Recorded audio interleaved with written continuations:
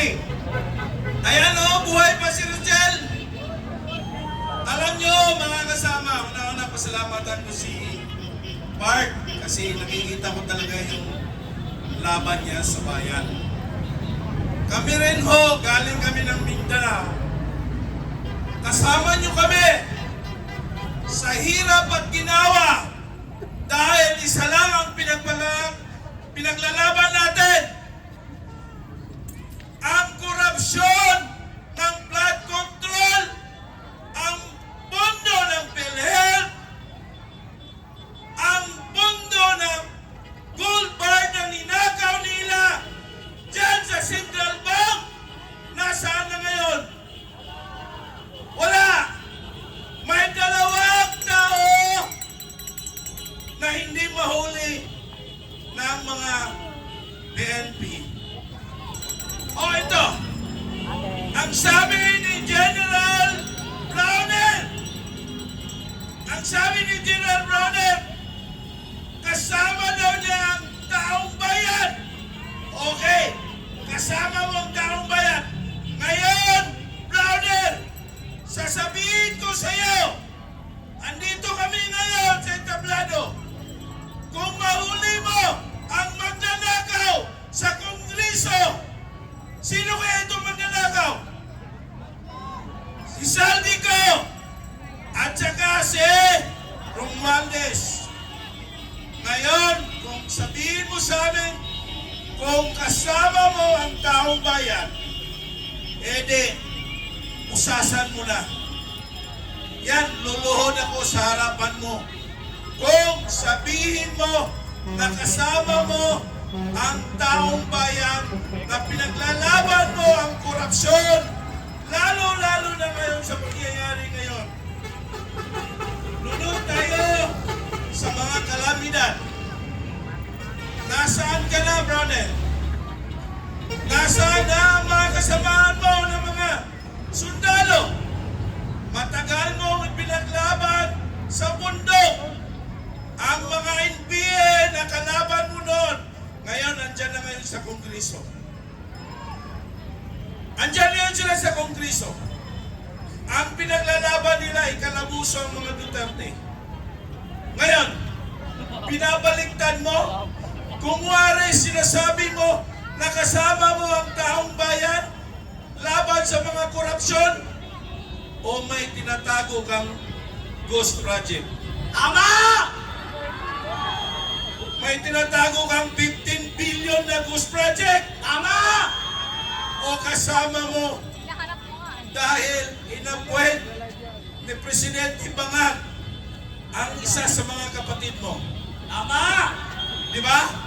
Mga kabayan, andito ho kami dahil kasama niyo kami na pinaglalaban din natin. Una-una, pinakawan mo tayo. Dapat, malabuso na yan dalawa. Pinanggit na yan ni Diskaya ang mga congressman. Pinanggit na ni Diskaya si Saldico. Si Romualdez, pinanggit na ni Diskaya. O bakit hindi nyo ulit? Ang makalabuso ang magnanakaw ng sardinas, ikalabuso nyo. Magnanakaw ng mangga, ikalabuso nyo. Samantalang itong billions of piso, trillions of piso ang ninakaw mo. Ngayon, Marcos, sabihin mo sa akin kung wala kang utos sa pinsan mo. Di ba? Ang pinsan niya yung Romualdez. Hindi mo may dinay na kasama ka dyan. Dapat umabaha ka na. Sawang-sawa na ang mga tao sa'yo. Sawang-sawa na ang mga taga-Luzon, Bisaya sa pagpupudol mo, lalo-lalo na ang Mindanao. Ngayon, hindi namin nakikita ang awa mo. Hindi namin nakikita ang pagiging Pilipino mo. O ikaw isang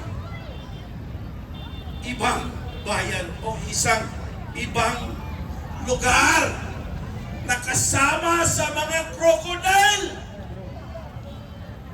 Mga kasama, sa Mindanao, naghirap din kami. Halos walang trabaho ang mga tao doon. Halos walang makain ang mga kabus doon.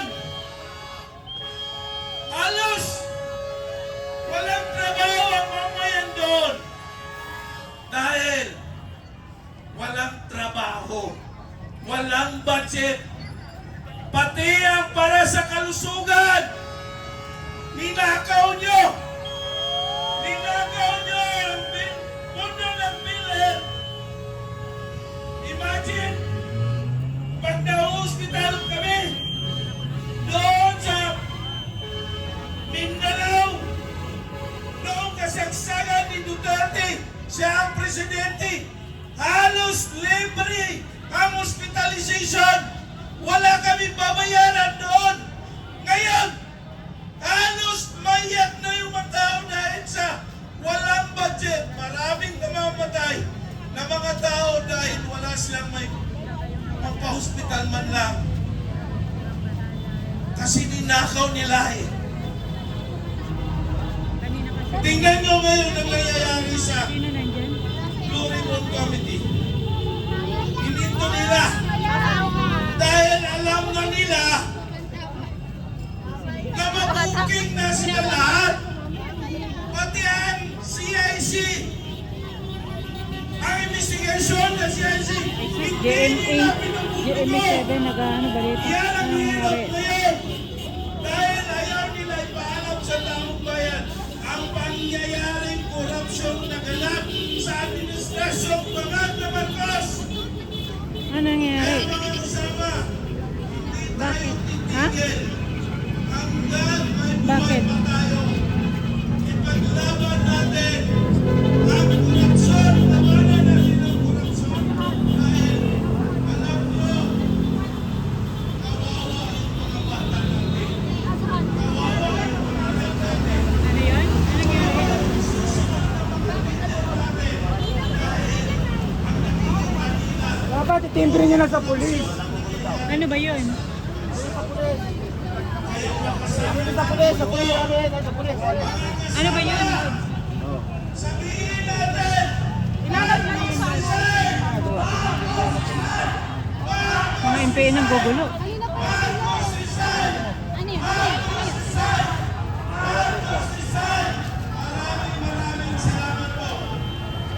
Paano ng gulo? Eh mag-asawa naman.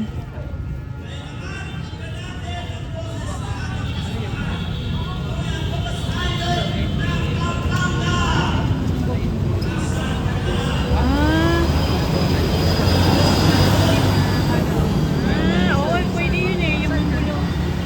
Doon yata.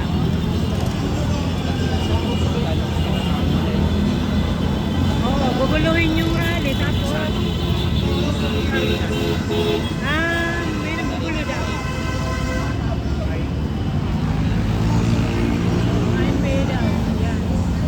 Pa-like and share po, pa-like mo. Like and share na lang po.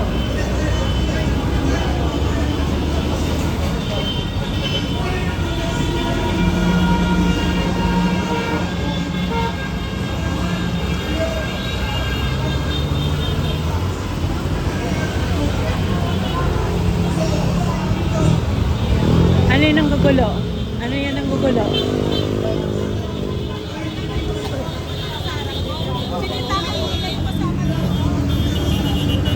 Hala, may gusto umalo daw. May gusto umalo. May gusto umalo sa rally. Guguluhin. Tapos, pagbintangan dito ng gugulo yung mga nangrarally.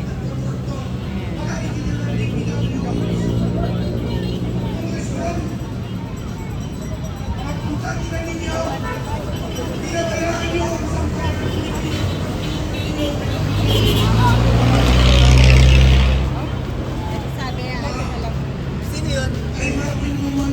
Wala.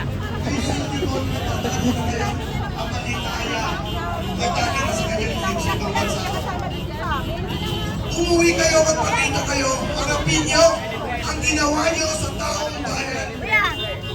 Sapagkat kayo lamang ang makakasunod. Libre. kung ano talaga Kasama yung box. ang ginawa ninyo. Libre ice cream. Bakit ang lahat Ice ng candy. Pilipino, halos sa buong Pilipinas ay nalubog sa baha? Uunahin ko, Makabebe, Pampanga, kung saan ako taga roon. Ilang taon na po nalubog ang aming bayan. Wala na po ang aming bayan, mabubura na po sa mapa. Sapagkat napakarami pong flood control na ginawa noon, puro po ghost project. Ang mga kalsada po namin, papunta sa kabundukan ay lubak-lubak, samantalang ang mga kalsada sa highway ay hindi pa sira, pero pilit nilang sinisira upang magkamal ulit sila ng pera. Tama po kayo na siguro panahon na para ang ating gobyerno ay pumunta sa matuwid. Kung ang ating naiisip ay pagbabago, iyon po ay dapat ng palitan siguro. Sapagkat kung papalitan mo, kung tatanggalin mo ang mga sanga, kung matitira ang ulo at ugat, wala ding mangyayari sa ating mga mahihirap. So ako po ay galing ng Pampanga, nagsalita dito kasi idol ko si Kuya Par. Pinagsalita niya ako dito. Sige po, at maganda nga po, yun lang po masasabi ko. Sige po, sasabihin ko na. Marcos resign! Marcos resign! Marcos resign! Salamat, Marcos resign! Muli, maraming salamat po. Boss Idol, Kaong Kabalan, from Kapampangan. Kapampangan Pride, ha? Okay, mga kababayan. Okay, announcement po tayo. Bantayan nyo yung inyong paligid. Muntik nang may makapasok ko, yung may dalang bandera ng One Piece. Ano, napalayas naman sila eh. Sila ho yung nanggulo. Nung nakaraang September 21, hindi po natin sila kasama. Uulitin ko po, may mga nakapasok, muntik na makapasok kanina. May dala silang mga bandera ng mga One Piece. Mga putang nila ninyo, umalis kayo dito. Huwag kayong manggugulo. Okay.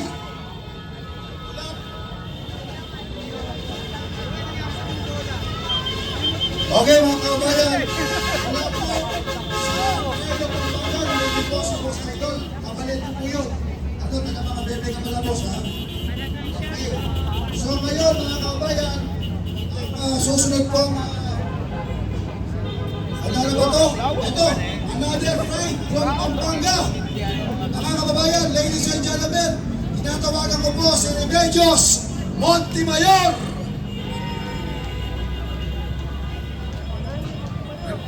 Remedios Montemayor, atin na po ba? Kapampangan po, kapalit. Isa po sa mga sumusuporta sa ating advokasya. Live na ulit ako. Magandang hapon po sa lahat. Kailangan ng tao ng buhay. First time ko lang po magsalita ngayon dahil Minsan kasi may hindi ko na po talaga makayanan yung aking problema hinaharap.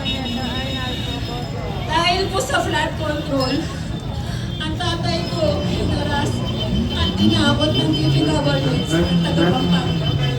Namatay po ang magulang ko, tanggap ang cheque, na hanggang ngayon po hindi ko pinapalit. Ang nanay ko po, nasaksihan niya, sinampahan po ako ng expropriation case sa RTC ng Pampanga. Nasaksihan po ng nanay ko kung paano kami paglaruan ng isyam na judge sa Pampanga, kung paano ipinasa-pasa sa iba't ibang korte. Hanggang namatay po ang nanay ko, hindi ko nakamit ang justisya. Hanggang nagmakaawa po ang nanay ko, August 13, sinikap ko po kahit alam po ilang buwan ang natitira ang tanim ng buhay ng nanay ko. Sinikap ko po makarating sa DPWH para makausap at pagmakaawa na ibigay na ang karapatan ng nanay ko sa timnamaan ng flood control. Ngunit, noong August 13 po yun, hindi nila kami pinagbagyan 2019. Kaya ang nanay ko, 2019 19 October 22, namatay po siya. Isang buwan lang po ang kapitan. Ito po yung project na tumama sa lupa namin pribado. Noong panahon po ni Pinoy, pero ang congressman po, si Don Gonzales, at siya rin po yung congressman na ang pangalan po ay Northern Builders. Pinatubo Hazard Argent Mitigation Project Phase 3. Contact number 3B of San Fernando Flood Control Works, Part 2 Outlet Channels and Bridges. 4.8 billion po ang pondo na to. Alam niyo po ba kung gaano kasakit na doon sa isang residential area namin upang mai-transfer yung titulo namin, 684 pesos per square lang po. At sa magulang ko pa, ipinakaltas yung 6% na tax gains. So nag-file po ako ng annulment of sale. Hindi ko rin po nakabit ang ustisya dahil ipinagkait po sa akin ang Regional Trial Court. Grabe po. Tapos sinampahan ako ng expropriation case. Hanggang isang na judge. Na sa bawat pisong ninanako ninyo, pangarap ng bawat Pilipino ang pinapatay ninyo. At gusto nilang i-convert nila ako sa San Fernando ng Regional Trial Court. So ngayon po napakasakit sa atin. So inaasahan po namin ay nasa 1 million po. Galing Mindanao at Cebu po ay naparito po sila. Dumating po kami yung mga kababayan natin galing ng Cebu at Mindanao po para makilahok at makisali dito sa rally natin kontra korupsyon. Every weekend po gaganapin to. Actually, every day po kami po ay nandito. Kaya nung nasa liwasan po kami, hindi po kami umalis doon. So hanggang ngayon po, lumipat lang po kami dito kasi ito po yung panawagan nilang pagtitipon. 2021, naghihintay po Yes. po. September 15 po nagsimula, hindi po kami umuwi na anong September 21 hanggang ngayon October 12 po. At meron pa po tayong aasahan na mga pagtitipon hanggang hindi po natatapos ang korupsyon sa ating bansa.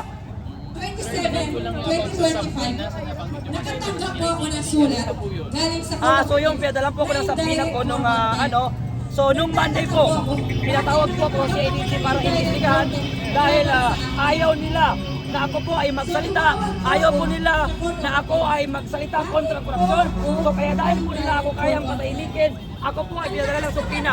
Mas mabilis pa po padala ng supina ang isang kakaya po ordinarong Pilipino at mahirap kesa sa mga politikong mention na po ang mga nakawan na nangyayari sa gobyerno. Ang unang-unang tinanong po sa akin ay kung sino po ang leader ko o organizer ba ko. So nakasulat doon na ako po ay kasama sa mga listahan ng March Trillion March Peso doon sa Luneta Park. So yan po ay pinatanggi po natin yan kasi hindi po tayo galing ng Luneta, hindi po tayo ng gulo dahil nakita naman po sa mga kumakalat na video ko na isa po ako sa umaawat doon sa mga nakamaskarang kabataan na nanggugulo at binabato ang ating mga kapulisan.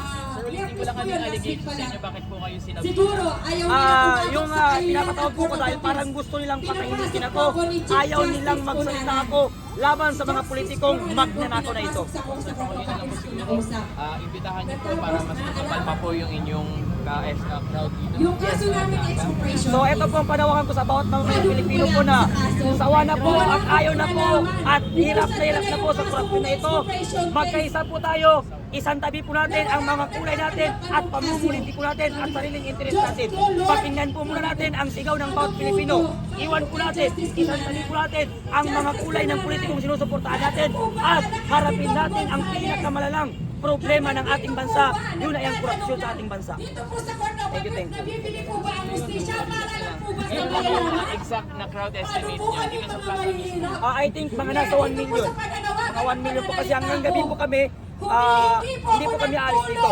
Kung paano ko po malabanan si Don Gonzales at DPW. Sir, video lang po tayo ng konti. Pakayan siya ng kasagot niya. Sorry, sir. Hindi po ako takot na mamatay basta kato sa katotohanan. Dahil buntik na po ako mag-discussion ng DPW in 2013. Kaya panawagan po ako dito. Grabe po talaga ang korupsyon sa flood control. Na hanggang ngayon po nasa RTC po. Wala pong justisya pa. Wala kami sa Sandigan Bayan sa Apunta ang Kakinaldo. Abangan po namin yan. Dahil po Attorney,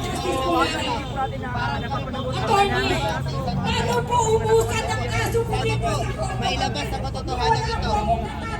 Yun lang po pakiusap po namin. Mailabas sa katotohanan. Salamat po.